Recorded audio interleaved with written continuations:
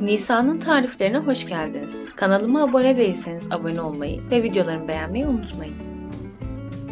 Bugün sizlerle mayasız, incecik açılan hamuru, lezzetli iç harcı ve çıtır çıtır kızarmış dokusuyla el böreği yapacağız. Öncelikle iç harcımız için peynirimizi güzelce rendeleyelim. Ben köy peyniri kullandım.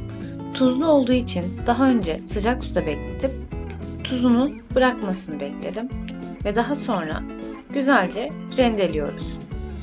Peynirin miktarı yapacağınız hamurun miktarına göre değişiklik gösterebilir.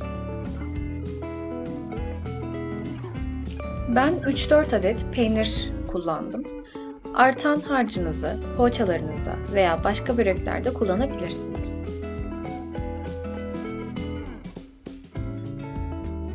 Peynirimizin miktarına göre maydanozumuzu da ince ince doğrayalım. Buzlukta varsa buzluktan da kullanabilirsiniz. Peynir ve maydanozumuzu güzelce karıştıralım. Dediğim gibi daha sonra iç harcımız artarsa bunu poğaça ve böreklerinizde kullanabilirsiniz.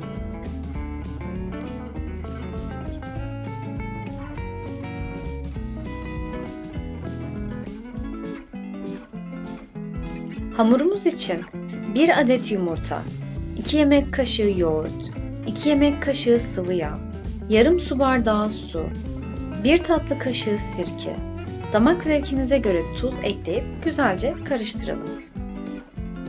Daha sonra unumuzu kontrollü bir şekilde alabildiği kadar ekleyelim. Yumuşak bir kıvamda ele yapışmayan bir hamur elde edeceğiz.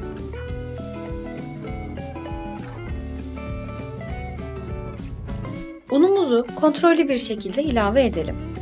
Un miktarı vermiyorum çünkü un kalitenize göre un miktarı değişiklik gösterecektir.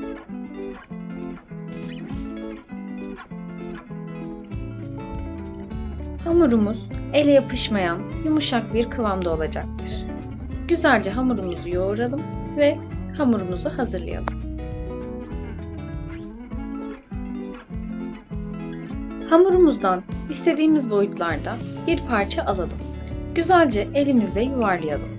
Daha sonra tezgahın üzerine un serpelim. Un yardımıyla hamurumuzu istediğimiz boyuta gelene kadar açalım.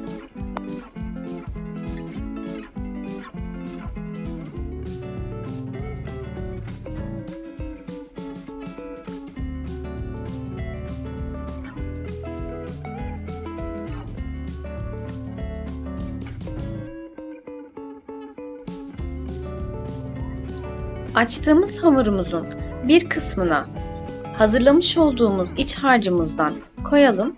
Bol olacak şekilde koyalım. Daha sonra diğer kalan kısmını üstüne doğru kapatıp kenarlarını güzelce bastıralım.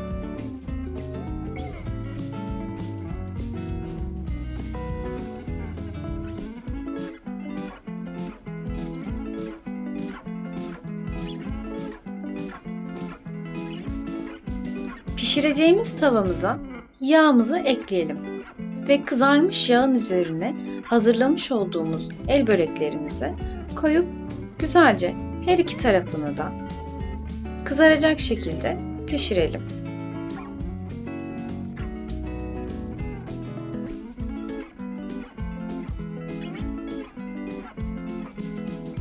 Yağımız ısındığı için yanmamasına dikkat edelim. Kontrol ederek her iki tarafını da kontrollü bir şekilde pişirelim. Kızarmış olması bizim için yeterli olacaktır.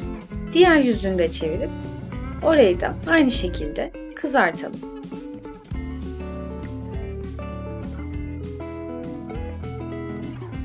Annelerimizden kalma bu geleneksel lezzeti siz de kolayca yapabileceksiniz.